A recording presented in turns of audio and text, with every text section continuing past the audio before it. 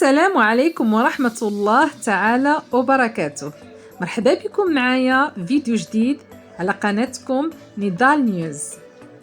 أعلنت الفنانة بسمة بوسيل منذ قليل طلاقها رسميا من الفنان تامر حسني. وحول طلاق تامر حسني وبسمة بوسيل كتبت بسمة عبر حسابها بموقع انستغرام: وجعلنا بينكم مودة ورحمة، ده كلام ربنا في الزواج والطلاق، لقد تم الطلاق بيني وبين تامر حسني.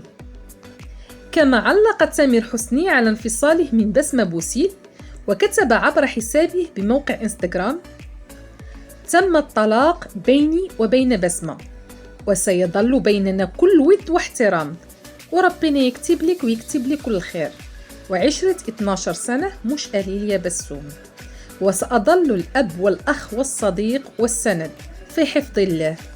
وعلى جانب آخر، لم تكن تلك المرة الأولى التي يعلن الثنائي انفصالهما، حيث انتشرت شائعات عن عدم اتفاقهما بسبب غيرة بسمة على تامر حسني من معجباته.